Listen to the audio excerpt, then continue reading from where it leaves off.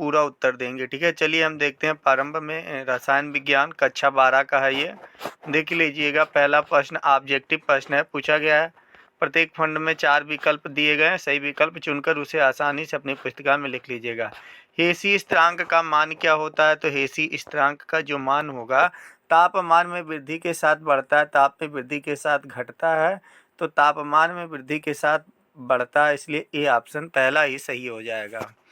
चलिए अगला प्रश्न देखेंगे। दूसरा नंबर क्वेश्चन हमसे पूछा है, कहा है कि निम्नलिखित में से कौन सा अनुचुंबकीय होगा? तो कौन सा अनुचुंबकीय होगा? चलिए हम ऑप्शन देख लेते हैं।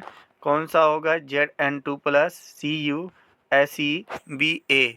तो कौन सा होगा? तो यहाँ पर कॉपर सही हो जाएगा, Cu कॉपर दूसरा सही है। ठीक है, अगला क्वेश्चन देखेंगे। तीसरा नंबर क्वेश्चन हमसे पूछा है, देखिएगा थोड़ा स्पष्ट नहीं है। निम्नलिखित लिंगडों में से कौन सा उभयदंती लिंगड है? C2O-4 NH3 NO2 H2O। हम पढ़ दे रहे हैं, इसको आराम से आप लोग सुन लीजिएगा। तो ऑप्शन तीसरा सही हो जाएगा, NO2 NO2 यही ऑप्शन सही हो जाएगा। चलिए अगला प्रश्न देखेंगे। अगला हमसे पूछा है, कीटोन का क्लीमेंसन अपचयन किसमें किया जाता है? क्वेश्चन को सुन लीजिएगा फिर से। कीटोन का क्लीमेंसन अपचयन किसमें किया जाता है? तो ये किसमें किया जाता है? तो ये किया जाता है Zn-HG सांद्र HCl में किया जाता है, इसलिए आपका दूसरा ऑप्शन सही हो जाएगा। Zn-HG सांद्र HCl में किया जाता है, तो दूसरा ऑप्शन सही हो जाएगा। अगला प्रश्न देखिएगा। अगला पूछा है, ध्यान दीजिएगा, थोड़ा स्पष्ट नहीं है। जब प्राथमिक एमीन को क्लोरोफार्म के साथ एल्कोहलिक KOH में अपकृत किया जाता है तो क्या होता है? जब अपकृत किया जाता है तो isocyanide, alkyl halide, cyanide, 4 option, एक ऑप्शन दिख नहीं रहा है, तो यहाँ पर आइसोसाइनाइड होगा। क्या होगा? आइसोसाइनाइड हो जाएगा। ठीक है, तो पहला ही ऑप्शन सही है। चलिए 4 नंबर क्वेश्चन देखेंगे। क्या पूछा है?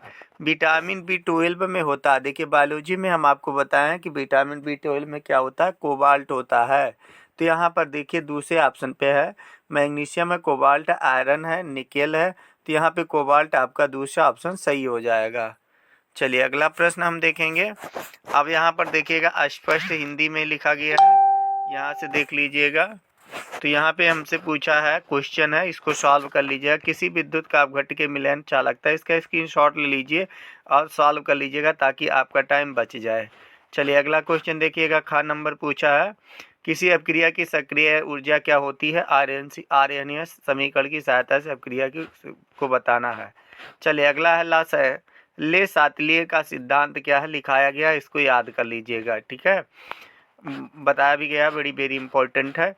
अगला है हेलो एल्कोन में क्या अणु नाभिकीय प्रतिस्थापन अपक्रिया स्क्रीनशॉट ले लीजिए, कर लीजिएगा। केवल रासायनिक समीकरण लिखना है इन सब का। देखिएगा एक बार स्क्रीनशॉट ले लीजिए और वहाँ से आप जो है इसको देख लीजिएगा। चलिए अगला क्वेश्चन देख लीजिए। अगला थोड़ा का सॉफ्ट नहीं है, इसलिए मैं इसको पढ़ दूंगा।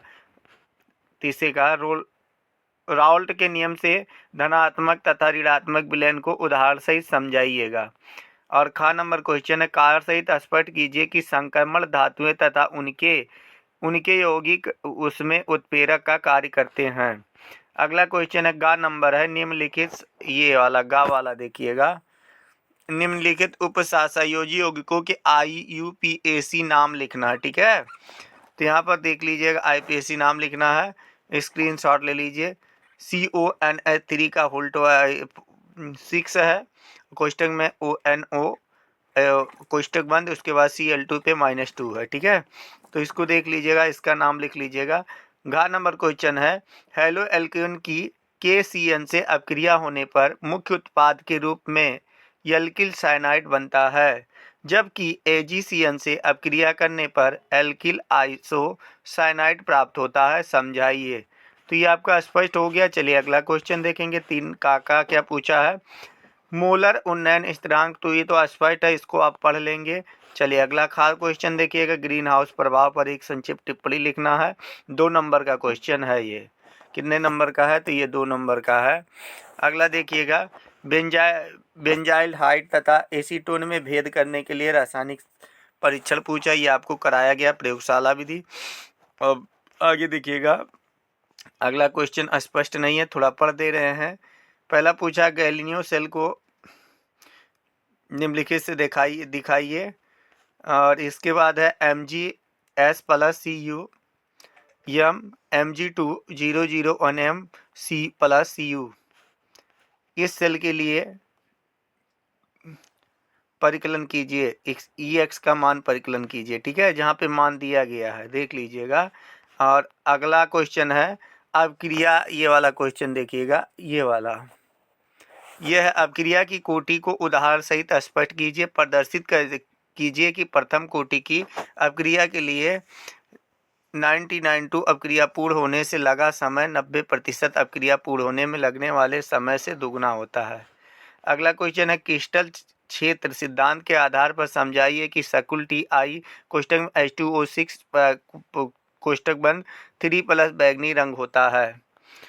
अगला है, उपसंयोजन यौगिकों में संरचनात्मक समयोता कितने प्रकार की होती है? प्रत्येक को उदाहरण से समझाइए। चलिए अगला क्वेश्चन देखेंगे, 7 नंबर, वेरी इंपॉर्टेंट क्वेश्चन है। 7 नंबर बोर्ड के लिए बहुत ही इंपॉर्टेंट, यूपी बोर्ड में बार बार ये पूछा जाता है, प्री बोर्ड में यही पेपर आएगा। निम्नलिखित रूपांतरों को किस प्रकार करेंगे एथिन ब्यूटेन से? तो स्क्रीनशॉट ले लीजिए, इसको करिएगा, बहुत ही अच्छा क्वेश्चन है, आराम से सॉल्व हो। इसको नहीं करना चाहते तो टिप्पणी आया है जो आपको लिखाया गया, कह नहीं जा रहा हो। अवक्रिया और क्रोम एल्कोहल संक्रमण, और एक है मुंजारो करके है, वो भी आपको लिखाया गया है, तो वो भी अवक्रिया आया है, उसको भी याद कर लीजिएगा। तीसरे नंबर पर वही अवक्रिया है, इसमें 3 करना है, 2 स्पष्ट हुआ है।